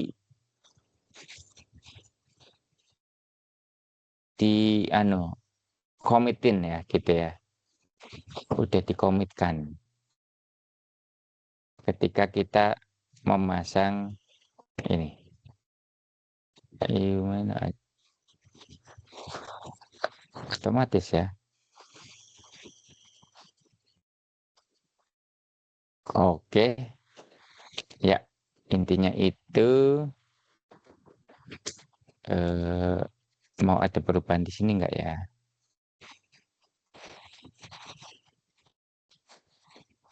Oke, komponen library preset Vega aja ya, nggak apa-apa wes.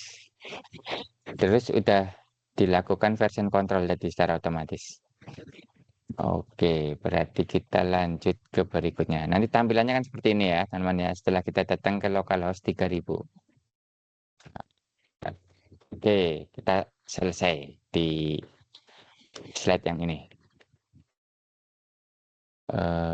Benar, saya tambahkan aja di sini ya.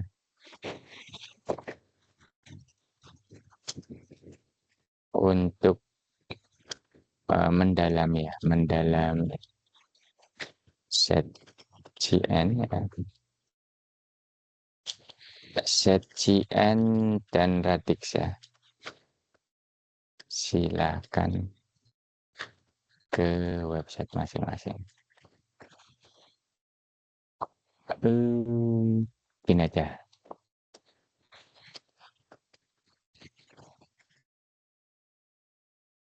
Kalau kalian akan fokus ke front end teman-teman ya, kalian bisa mempelajari ini nih, set GN sama radix daripada ya. Coba saya cari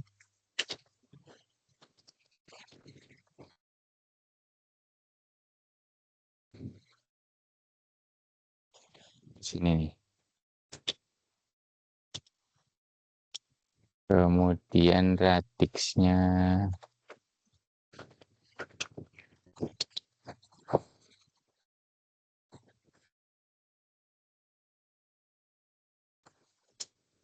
jadi ini framework di atas framework ya. SACN itu framework apa? Iya, framework desain sistem di atas Radix gitu ya. Next.js itu framework JS di atas React. Jadi gitu. Nah, nanti tampilannya kan seperti ini.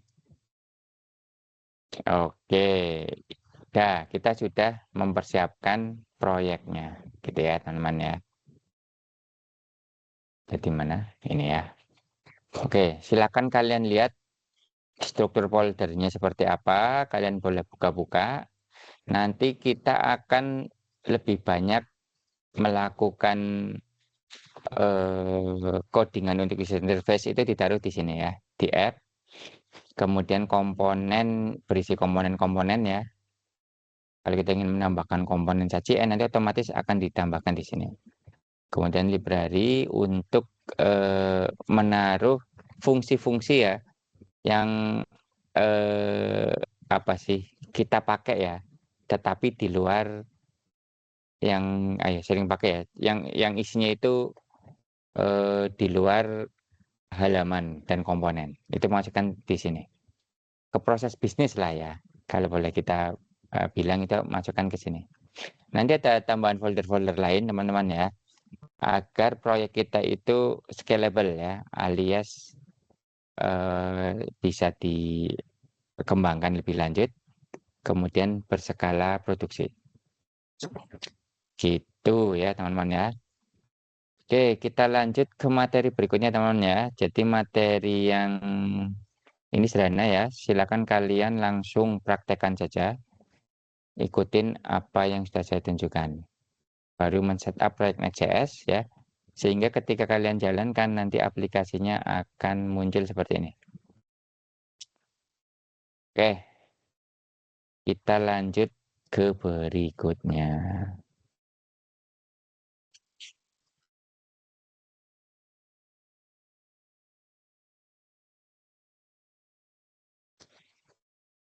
Tuh. Oh, ternyata ada recover. Saya salah nih.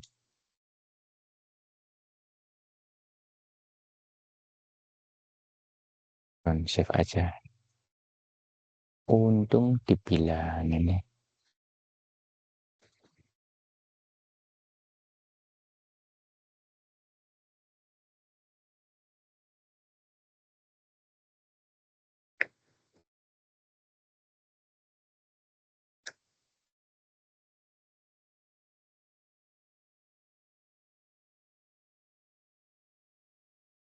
Oke, ini saya tutup. Kita lanjut ke berikutnya teman-teman ya. Struktur folder Next.js dan routing dasar. Ini juga maha penting teman-teman ya. Oke. Oke, kita langsung masuk ke berikutnya. Ini yang agak lumayan ya. Oke, struktur folder dan routing dasar teman-teman. Jadi nanti untuk routing teman-teman ya, kita akan menggunakan apa yang disebut sebagai app router ya. Ini defaultnya Next.js setelah Next berapa ya, 14 kalau nggak salah. Nah, Next 13 ke bawah itu masih menggunakan page router. Sekarang Next.js-nya itu sudah 16 ya, versi ke-16. Jadi app router. Kemudian kita akan belajar nanti URL baru dengan static route ya. Jadi kita akan belajar bagaimana sih membuat routing. Jadi halaman-halaman yang diketik di URL itu ya, yang www bla bla bla slash bla bla itu dia akan mengakses file mana gitu ya. Itu menggunakan app router gitu ya. Oke teman-teman. Jadi teman-teman ya, ini routing itu adalah mekanisme untuk menentukan halaman mana yang akan ditampilkan berdasarkan URL ya. Jadi kalau kita lihat di sini ya, kita kayak gini kan berarti ini halaman utama landing page-nya. Nanti kalau kita ketik seperti ini, misalnya tadi dashboard ya. Nah, karena kita belum pernah membuat dashboard, maka akan muncul kayak gini. karena nggak ada gitu kan, errornya nggak ada. Misalnya apalagi tadi customer gitu ya, nah, itu sama. Ya, jadi cuma ada satu halaman. Lah halaman utama ini teman-teman, aduh, kok ngesit ya? Oh belum ada. Itu yang dijalankan adalah, saya tunjukin ya, di codingannya. Itu ketika kalian ngehit halaman utama, itu yang dijalankan adalah ini, page. Jadi dalam app router teman-teman ya, itu ada file-file khusus yang dijalankan secara otomatis untuk ditampilkan. Ini yang muncul di sini. Namanya routing file ya. Jadi ada page, layout, loading ya, kemudian error. Ya, silakan kalian nanti kalau membuat sesuatu di dalam app ini, hindari menggunakan nama-nama ini. Ya kan nama-nama yang sudah di reserve, yang sudah digunakan oleh Next.js. Ya, nama-nama ini ya. Sehingga Next.js-nya secara otomatis akan mengidentifikasikan file tersebut sebagai routing files. Ya, ini keterangannya nih. Jadi page itu halaman utamanya. Jadi ketika kalian masuk ke ini karena nggak ada folder di dalamnya gitu ya, sehingga yang dijalankan adalah ini page-nya, gitu. Kemudian layout itu untuk child root-nya ya. Jadi ini dalam satu ini berarti dia menggunakan layout. Kalau kita lihat nih di layout teman-teman ya, ini kita lihat di sini ada children teman-teman. Nah children ini ya, ini adalah child-nya teman-teman ya. Jadi child ini nanti isinya itu file-file semacam page gitu kan, kemudian error gitu kan, not found ya, dan seterusnya gitu ya. Kemudian yang lebih penting kalau ini kan ditampilkan ya, yang belakangnya ini ada ek-eknya teman-teman ya. Ini adalah tampilan teman-teman. Ya nanti ini akan ditampilkan berupa user interface yang stylish seperti ini. Di situ ada CSS-nya segala macam. Tetapi ada satu nama file yang kita sebut yang disebut sebagai route.ts ini adalah API endpoint. Nah, nanti saya akan jajal jelaskan tentang API endpoint ini. Jadi kalau yang belakangnya nggak ada X-nya, itu berarti bukan untuk tampilan, gitu ya. Tapi untuk yang lain gitu ya, untuk memerintahkan aplikasi tapi nggak berhubungan dengan tampilan. Jadi kalau yang belakangnya ada X-nya itu berarti tampilan. Ini maksudnya apa? Maksudnya ini adalah file React gitu ya. Jadi kalau ada TSX itu file React. React kan user interface ya. Kalau TS kan enggak, dia berarti JS-nya aja atau TypeScript-nya aja. Terus ya, sebelum Next.js 13, malah sebelum Next.js 13 ya, menggunakan page router. Berarti sejak 13 itu sudah menggunakan app router. Sekarang Next.js adalah yang ke-16. Oke ya, app router merupakan routing berbasis folder. Jadi ada folder di app tadi yang sudah saya tunjukin dengan berkas reserve. Jadi silakan hindari menggunakan ini kalau nggak untuk tampilan gitu ya. Kemudian folder app ini ya, ini hanya digunakan, salah lagi nih, hanya digunakan untuk web routing saja teman-teman ya. Jadi silakan untuk membuat page halaman-halaman ditaruh di app, jangan ditaruh di folder lain, gitu ya. Nanti teman-teman ya itu ada 4 macam root yang disebut sebagai static root. Kemudian ini akan dibahas pada slide ini. Kemudian dynamic root, root groups dan parallel atau intercepted root. Nah, ini nanti akan kita bahas terpisah karena ini nanti berkaitan dengan apa sih data-data yang akan ditampilkan, yang datanya itu dinamis ya, menggunakan basis data segala macam itu menggunakan ini. Nah, jadi sementara kita belajar static root dulu, gitu ya. Nah, kita akan membuat nih teman-teman ya URL baru dengan static root teman-teman ya. Oke. Untuk membuat rute baru, cukup membuat folder baru di dalam app yang berisi reserve file yang berhubungan dengan tampilannya yang belakangnya page TSX ini ya. Kalau ini TS ini untuk menggunakan untuk membuat API endpoint saja. Kemudian rute bisa dibuat bersarang, gitu ya. Kita coba ya. Ketika kita ngetik localhost terus tidak ada apa-apanya di belakangnya teman-teman ya, itu berarti yang pertama jalankan adalah yang file ini. Begitu up ini kan halaman pertama ya, page. Gitu ya. Sekarang kita akan buat teman-teman ya. Mana? Dashboard page ya. Jadi ketika kita akan mengakses localhost garis miring dashboard, kita akan membuat folder baru gitu ya. Namanya dashboard, kemudian di dalamnya kita kasih file namanya page.tsx. Kita coba ya. Jadi di app ini kita bikin folder baru ya. Namanya dashboard. Gitu ya. Nah, ini kalau belum ada page.tsx di dalamnya, ketika kita masukkan dashboard seperti ini ya, tetap tidak muncul. Tidak ditentukan, tidak ada apa-apa di situ ya.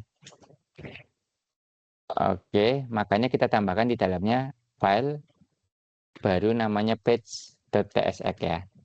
Nah, sekarang untuk menentukan apakah benar kita sudah masuk atau belum, kita bikin gini aja dulu ya.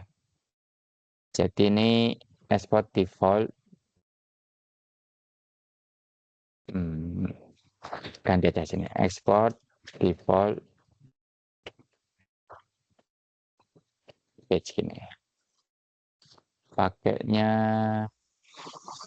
function ya teman-teman ya. Yang ini dihapus saja.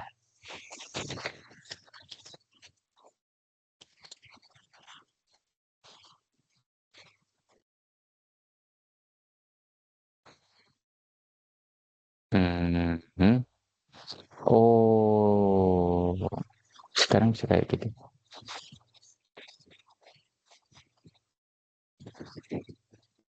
Oh, karena pakai function ya jadi gini, sorry. Bukan arrow function ya. Oke. Atau mau kita pakai arrow function aja ya, effort default page. Berarti pakai konstan.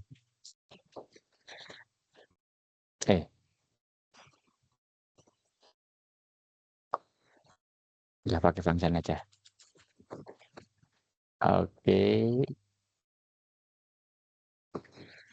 Oh ya. Yeah.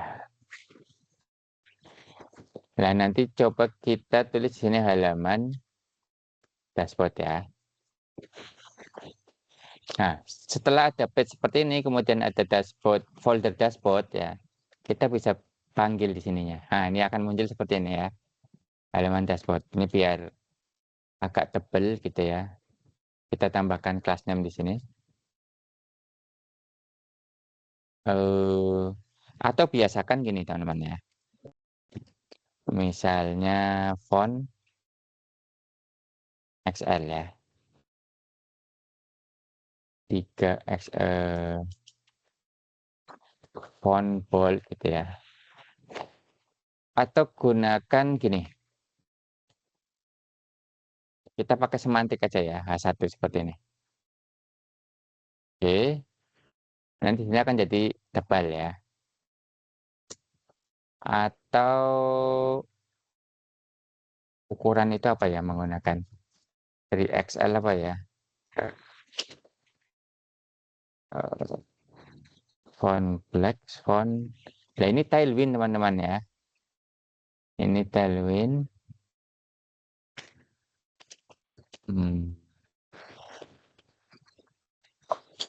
Oh teks ya, teks 3XL misalnya gini ya. Ini kalau kita simpan teman-teman, di sini akan jadi gede ya. Nah ini class name ini adalah Tailwind. Nanti setelah kalian belajar ke Tailwind ya, nanti kita akan coba utik-utik sedikit lah ya. Oh ini import juga nggak perlu ya teman-teman, ini nggak perlu. Oke silakan buat ini ya. Jadi intinya kita fokus ke rute dulu. Ya ketika kita ke dashboard akan muncul seperti ini. Oke, kemudian dashboard customer. Misalnya kita nih nested ya, ingin ke dashboard customer. Nah, nanti bikin juga di sini di dalam dashboard itu bikin folder baru namanya customer ya. Ini di dalam customer itu kita bikin file baru namanya batch.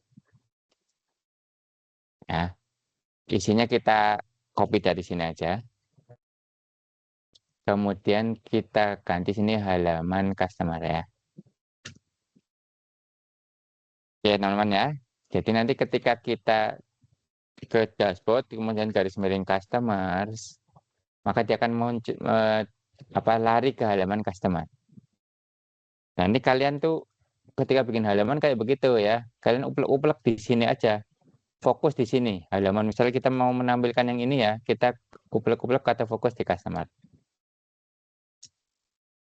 Oke, sampai sini paham ya. Nanti dipraktekkan teman-teman. Kemudian invoice juga kita buat ya. Jadi nanti di sini ada dashboard, kemudian new folder invoice ya. Kemudian ini kita copy aja masukkan ke sini. Kita ganti sini halaman invoice.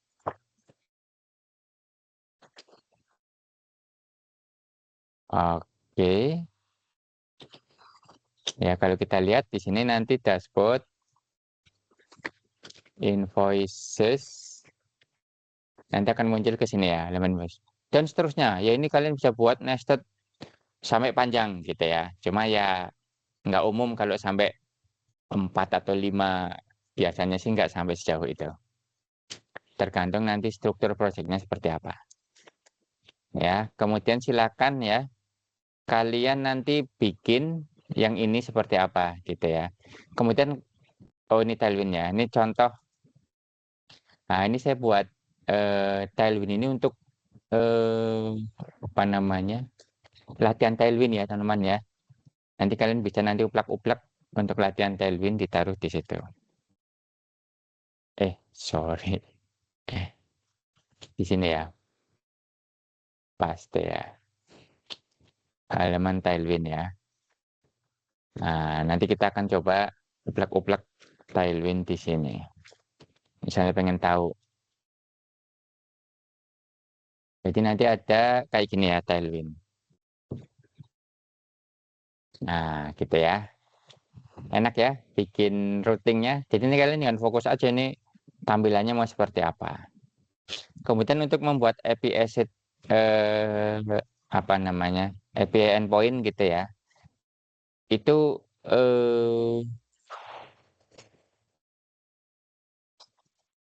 biasanya itu ya kalau API endpoint itu ditaruhnya di sini. Di folder API. Jadi API. Ini dalamnya ada API apa aja. Ya, termasuk sheet ya. Ini karena dia bukan apa namanya? Apa namanya tampilan, jadi dia filenya bukan TSX tetapi CS saja ya, karena dia tidak berkaitan dengan tampilan. Kalau ini tampilan, jadi ini untuk menjalankan aja, ada perintah dijalankan, kemudian dia melakukan apa di background. Sebentar ya teman-teman ya, saya unshare dulu.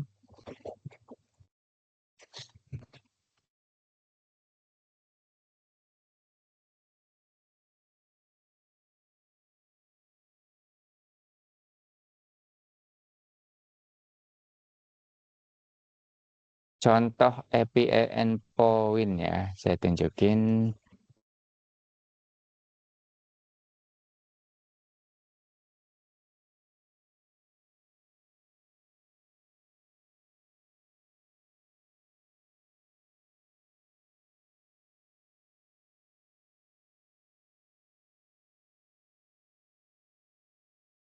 Jadi karena dia tidak berhubungan dengan tampilan nih teman-teman ya, jadi dia mengembalikannya ya, returnnya. Ini saya share lagi ya.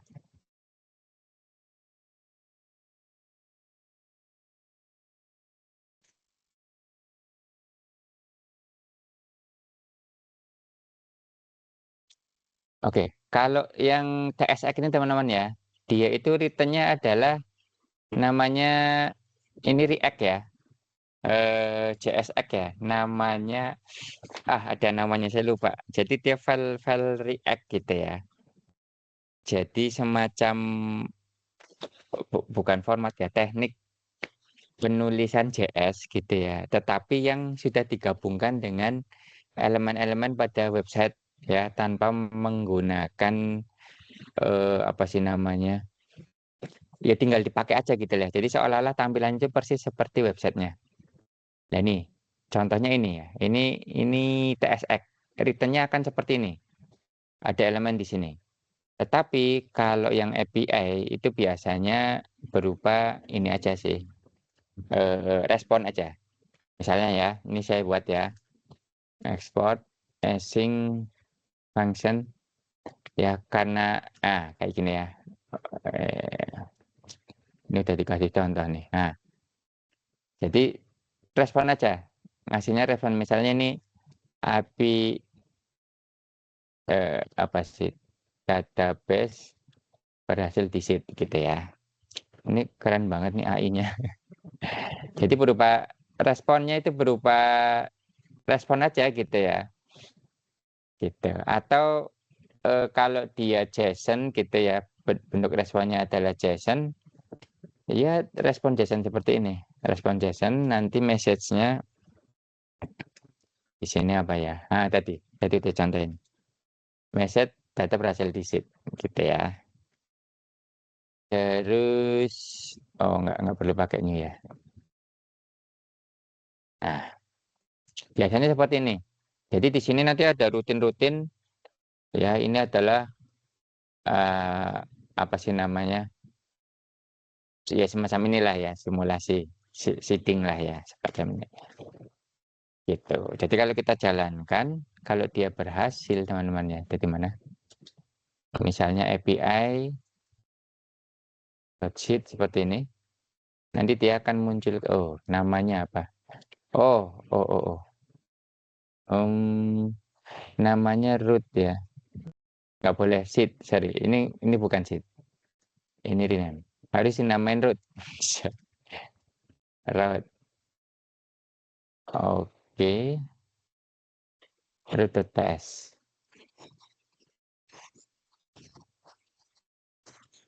Oke ya. Jadi API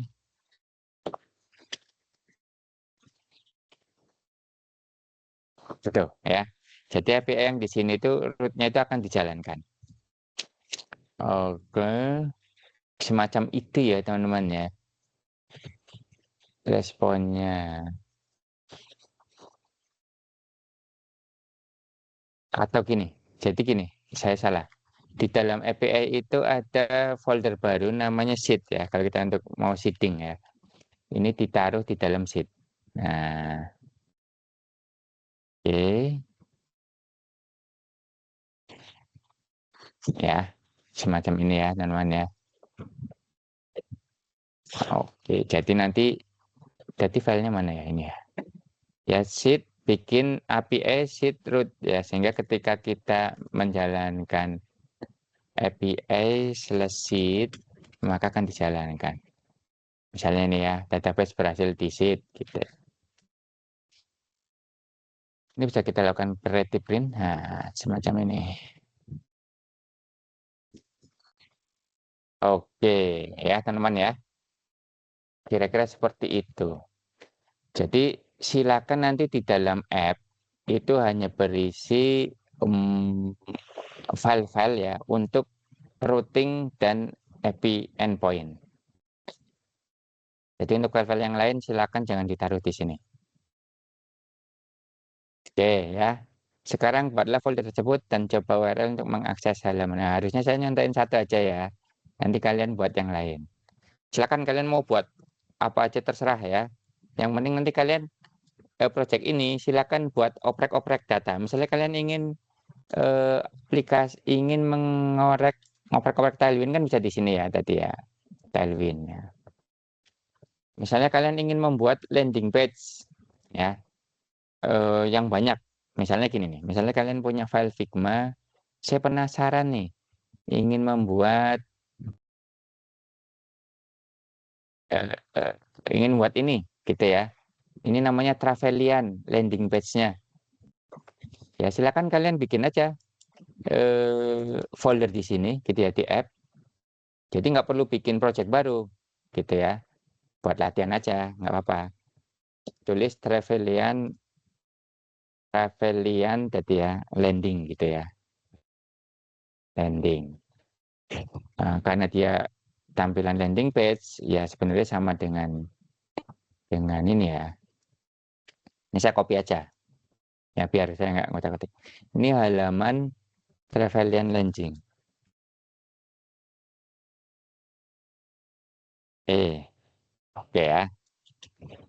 Jadi kalau nanti kalian ke sini, kemudian ingin tahu hasilnya kayak apa, ya tulis saja Travelian landing gini.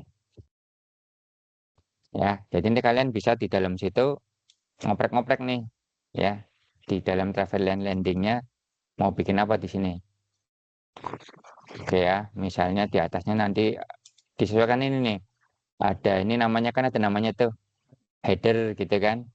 Header isinya apa gitu kan. Itu bisa kita liatin cara menghilangkan ini gimana ya. Saya juga nggak terlalu familiar nih. Ya, logonya gitu ya. Menunya gitu ya, ini udah ada dan enak nih dia sudah menggunakan auto layout ya di sini ya.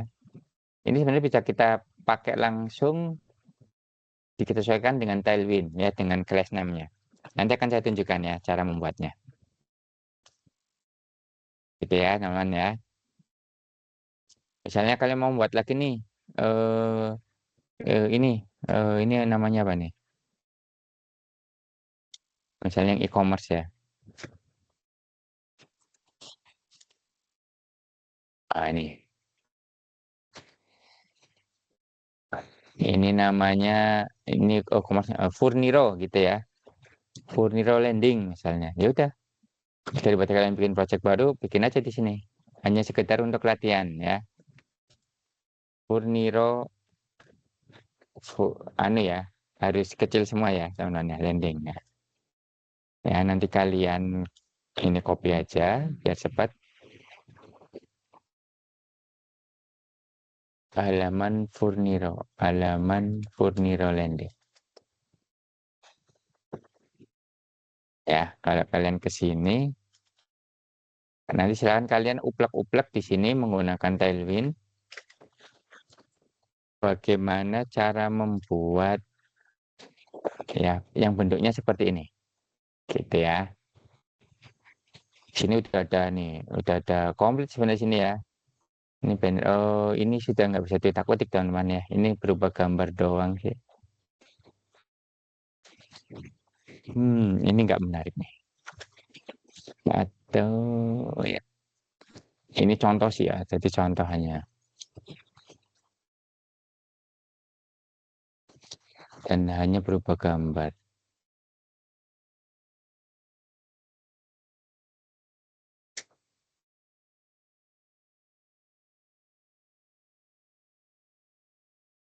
Oh, dia menggunakan grup-grup seperti ini nih. Terus nggak dikasih nama ya. Nah, ini desain yang kurang bagus nih. Kalau yang tadi bagus tuh.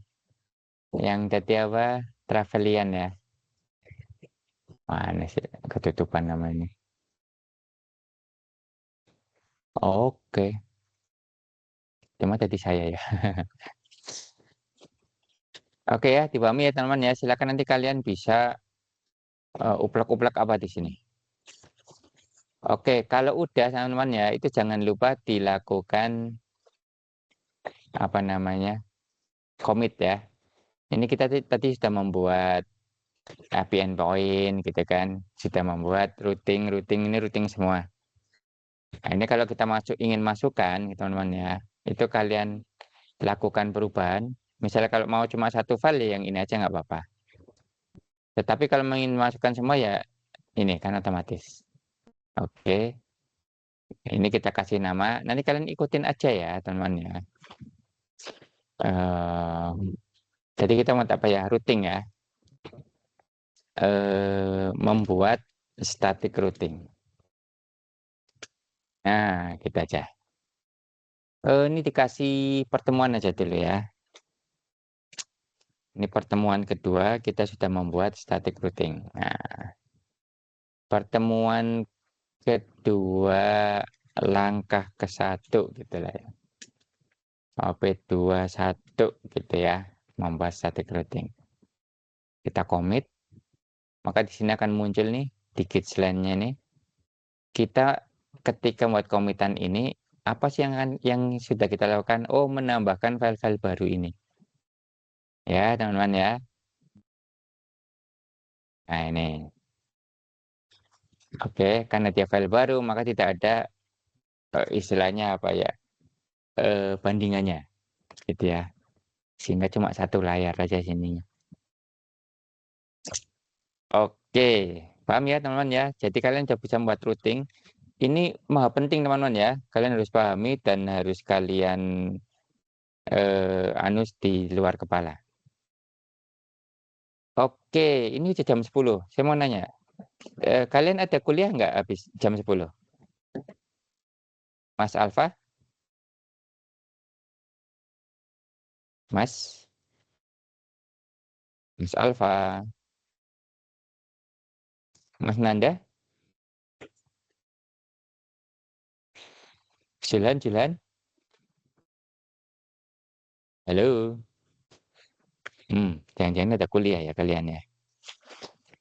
Oke, sementara itu dulu ya teman-teman ya. Karena mungkin kalian ada kuliah, nanti saya tanya di grup ya. Sebenarnya mau saya lanjutin dikit. Oke, tapi nggak apa-apa. Oke, mungkin sampai sini dulu ya teman-teman ya. Mari kita akhiri dengan membaca doa kafaratul majelis. Bismillahirrahmanirrahim. Subhanakallahumma wa bihamdika asyhadu an la ilaha illa anta astaghfiruka wa atubu ilaik. Terima kasih banyak. Saya akhiri. Wassalamualaikum warahmatullahi wabarakatuh.